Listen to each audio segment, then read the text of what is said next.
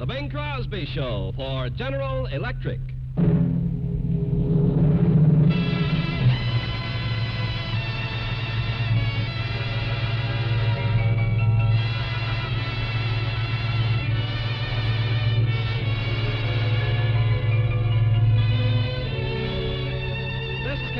Welcoming you to the Bing Crosby Show, produced and transcribed in Hollywood, with John Scott Trotter and his orchestra and Bing's guest, Mr. Frank Sinatra.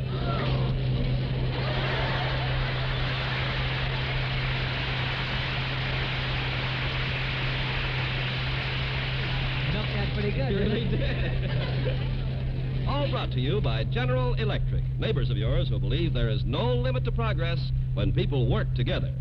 And now, ladies and gentlemen, here's Bing.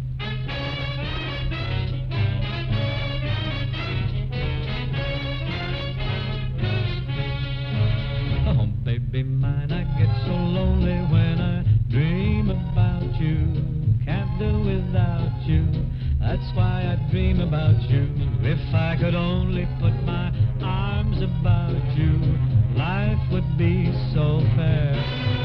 If you were there, I'd look at you and I would never tire. All I require, that is my one desire. I get so lonely when I dream about you. Why can't you be there? Tossing and turning in my slumber, missing you it seems. I call you times, dear, without number, but only in my dreams. Oh, baby mine, I get so lonely when I dream about you. Can't do without you. That's why I dream about you. If I could only put my arms about you, life would be so fair.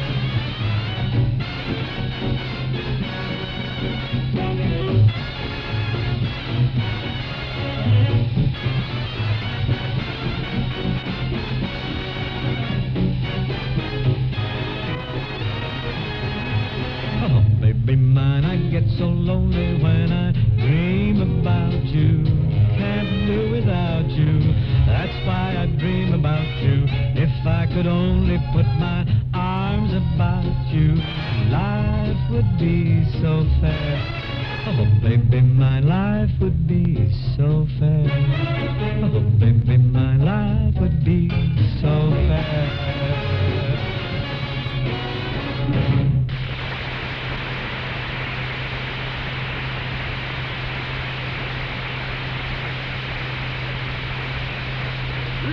Bing, like that, huh? Oh, fine. And Thank may I you. say I enjoy your record of that song, the one you made with Guy Lombardo's orchestra. Well, I guess you can, Ken. Can say, you know something? That'll make a dandy title for a Broadway show, wouldn't it? I don't think we can use it, Bing. What's the matter? Well, there's one running now that's awful close to it. Oh, yes, Cole Porter's Can, I'm sorry.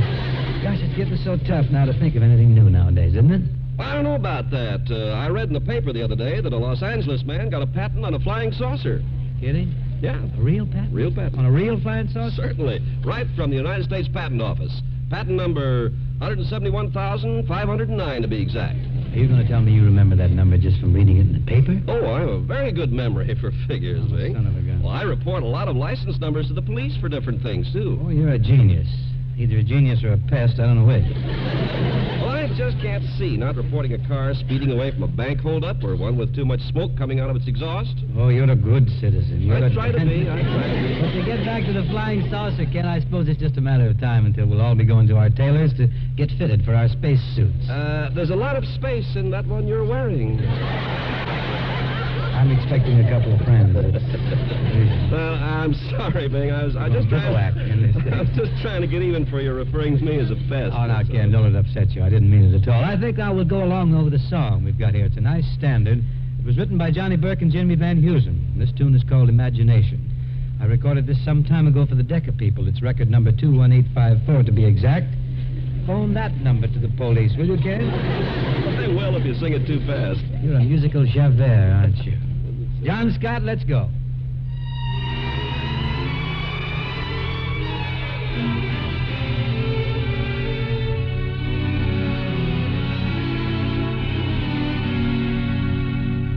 Imagination imagination is funny.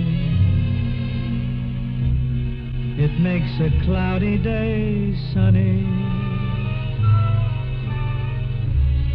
makes a bee think of honey, just as I think of you. Imagination is crazy. Your whole perspective gets hazy. Starts you asking a daisy what to do, what to do. Have you ever felt a gentle touch, and then a kiss, and then find it's only your imagination again? Oh, well, imagination is silly. You go around willy-nilly. For example, I go around wanting you, and yet I can't imagine that you want me to.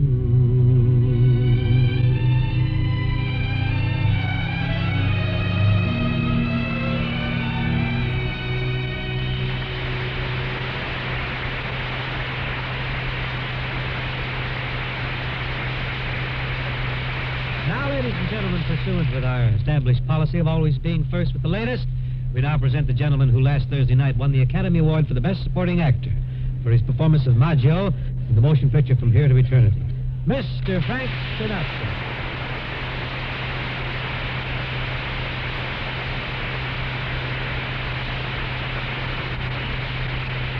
Thank you, Bing. Here, Frank, now, just a minute. Let me make you comfortable here. Let me take your Oscar. I'll put it over here on the table. Don't drop it. What are you carrying the Oscar around for, anyhow? Well, it isn't raining, and I can't carry an umbrella. Get a cane or something. You get this thing all tarnished. Honestly, Frank, I'm certainly happy that you grabbed it. Well, it's wonderful, and I'd like to tell everyone listening that I'm really thrilled to receive this honor, Bing, and also that I'm very grateful. Well, I know you are. If I'm not, may I never lift another lasagna. You can lift a lasagna? One at a time, never a whole dish. Oh,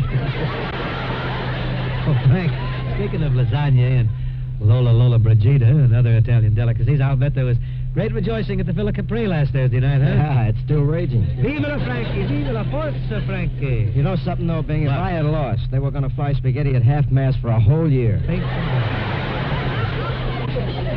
Well, so much for reaction at a local restaurant. Oh, no, there's more. What now? Dave Chasen sent me a cake with an Oscar on it. Good old Dave. Isn't he wonderful? Always comes through with something special for a special occasion.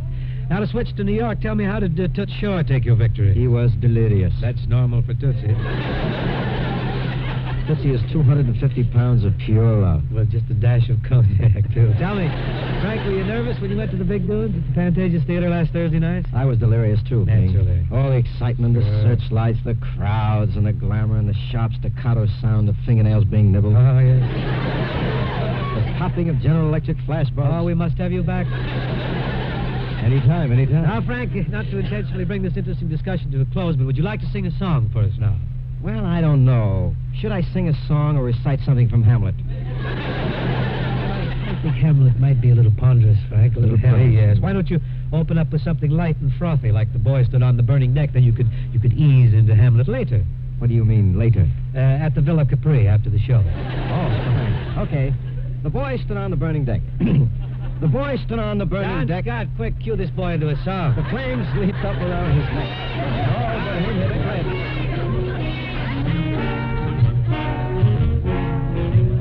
Love may be a gamble or a lead pipe cinch.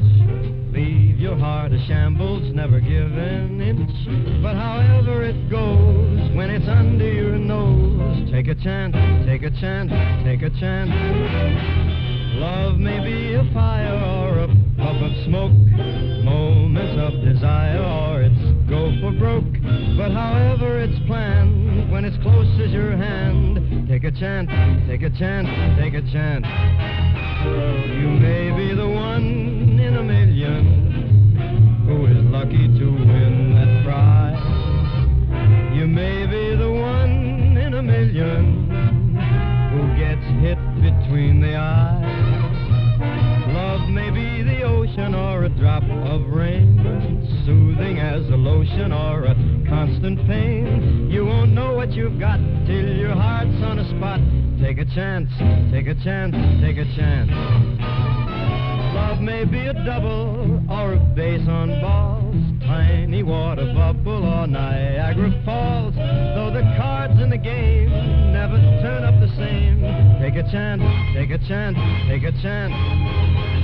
Love may be a Grable or a two-ton truck, regal as a sable or a Donald Duck.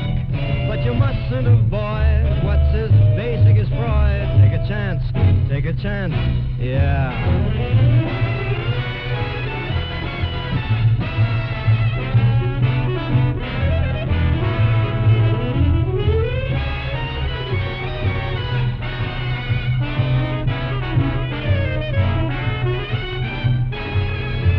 Is real devotion or it's inhumane, still without emotion or a hurricane. So remembering this, when it's close as a kiss, take a chance on love. Here's your chance, grab that chance, here is love.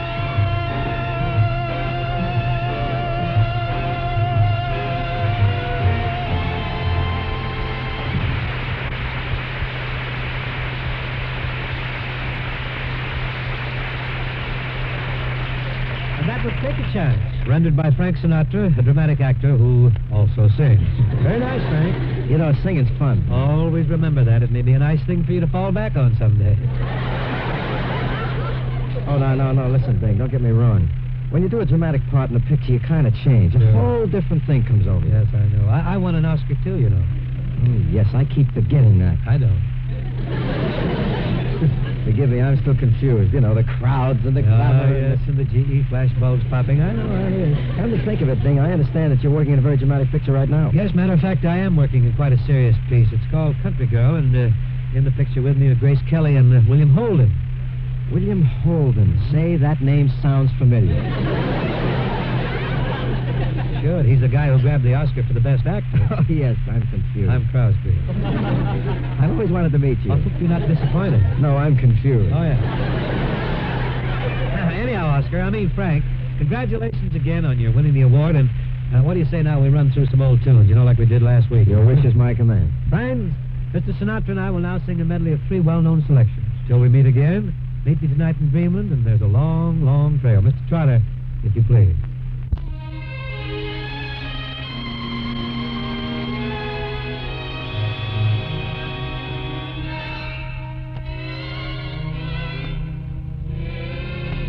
Smile the while you kiss me side adieu. When the clouds roll by, I'll come to you. Then the skies will seem more blue. Down in Lover's Lane, my dear, wedding bells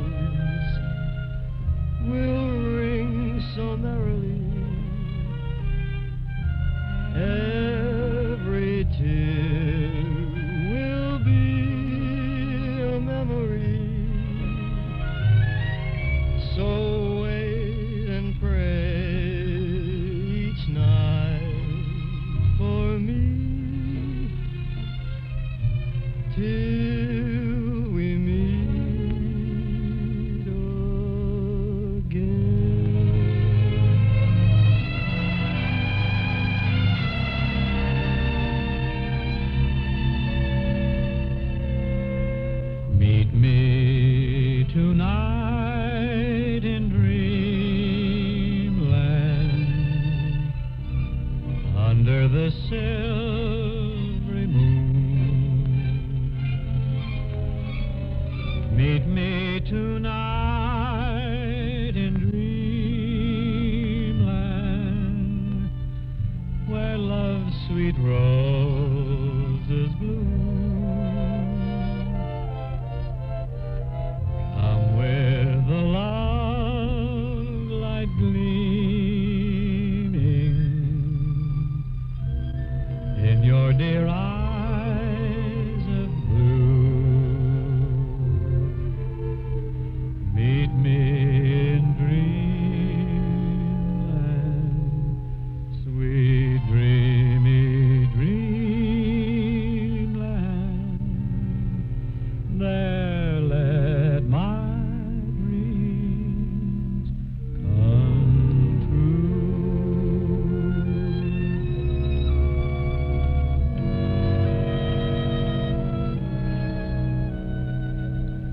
There's a long, long trail a-winding into the land of my dreams, where the nightingales are singing and the white moonbeams.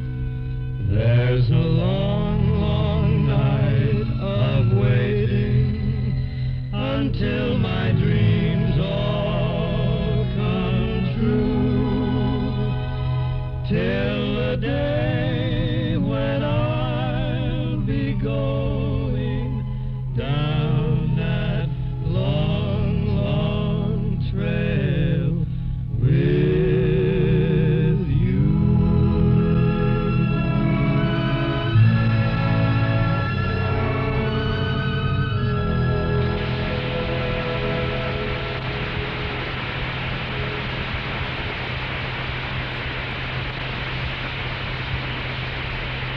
Thank you, Frank. It was real smooth, real silky, boy. Thank you, Bing. It was real nice working with you. We'll have to do it again. Now, I got a little business here with Ken Carpenter. Here I am, Bing. You seem to be awake, so I think it's safe to ask what the question for this evening is. Well, the question tonight, Bing, is what is the main difference between public and private enterprise? What separates the one concept from the other? Now, rein in your horse here, partner. Before we leave the starting gate, we best define our terms, don't you? Well, I'm sure we all know what private enterprise is, Bing. It's basically the system we live under here in America. Individuals manage their own affairs, their work, their spending, their saving, and investing. And public enterprise is the exact opposite? The state runs things instead of the individual? You've hit the poodle right on the noodle, Bing. Well, you're doggone right to join in the cornfield, Ken. Well, get in there Make with way me. there. We'll get some shucking done. Maybe a tonight. watermelon or two. Yes. But to continue, the public enterprise system is often called collectivism. And in recent years, we've seen a whole rash of different types of collectivist states. Fascist regimes, for instance. Not to mention socialism and communism. All these states differ in certain minor ways in the degrees of completeness of government control. And again, in the way they develop, by revolution or gradual change and so on. Yeah, Ken, but in the main, there is one mark that identifies the collectivist or public enterprise state. And that mark is the soft peddling of personal incentive and competition. Easy to explain, too, because as the government takes charge in one field after the other, it also takes over the power of decision that was once held by the individual, you see? And as the power of the government grows, the area of individual choice narrows. You know, Ken, a week or so ago, they held a general election in Russia. Russians all over the Soviet Union rushed eagerly to the polls. Arriving at the voting places, they were confronted by posters which read, "Vote for Comrade Malenkov. The life you save may be your own." Were there really such posters? Well, probably not, but that was only to help illustrate the point, Ken, that in Russia, no matter who runs for office, he's the guy that wins, because there just ain't no one who's going to oppose him. Well, then why do the Russians go to the polls? Gives them something to do, gets them out of the house. He's just sitting around listening to the samovars, says Lisa. Big deal. Big deal, yes. But, Ken, we've discovered certain things in the working out of our own system of private enterprise, and one is the absolute necessity of freedom for the individual. That's right, Bing. And yet there are things that only the government can do. Well, I guess you mean such things as our Army, Navy, and the Air Force. Mm-hmm.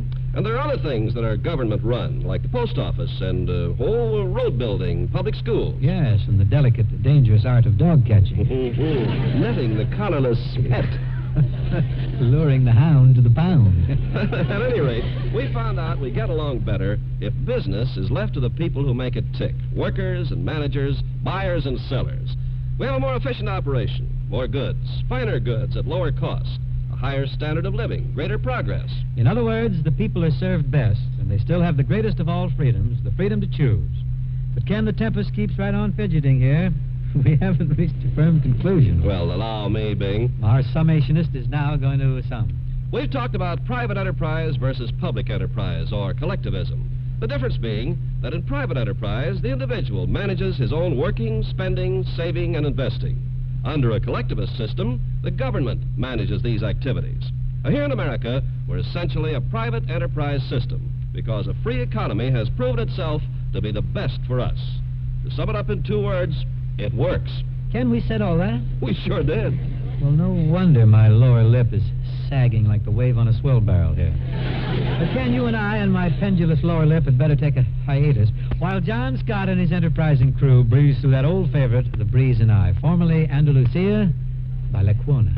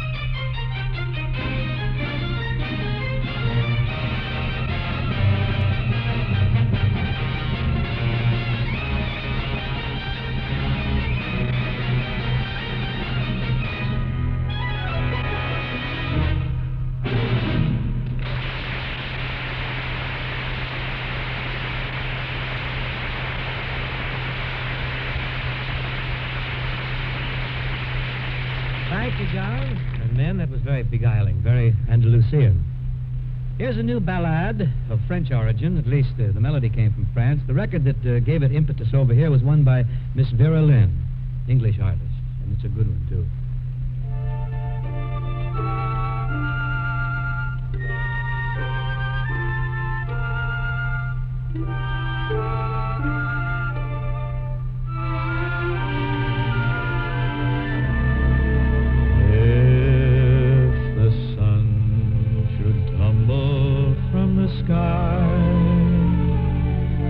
If the sea should suddenly run dry,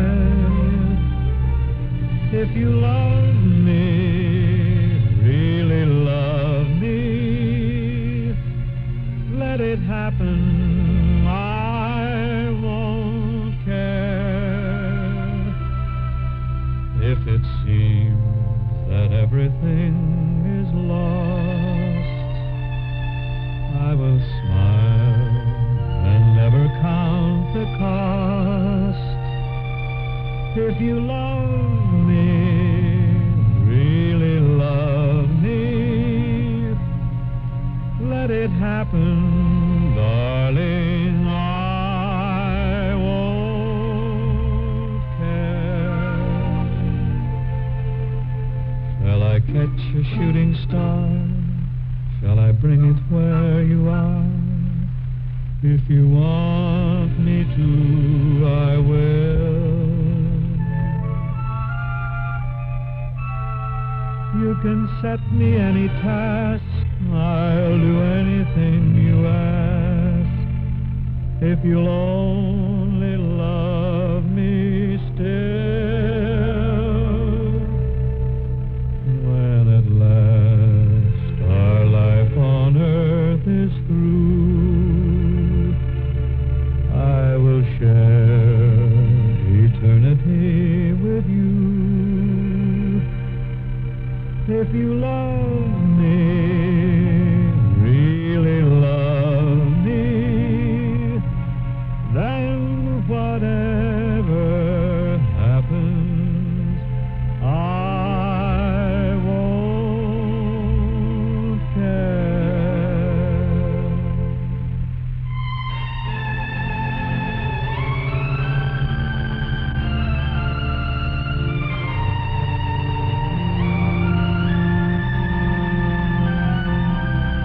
If you love me, really love me, then whatever happens, I won't care.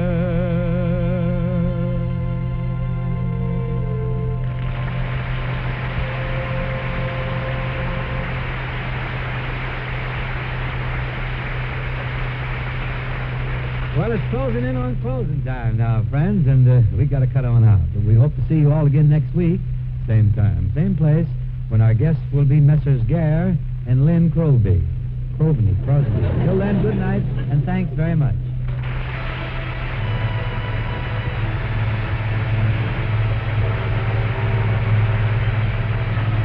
This program was produced and transcribed in Hollywood by Bill Morrow and Murdo McKenzie. Tune in next week and hear Bing and his guests, Gary and Lindsay Crosby.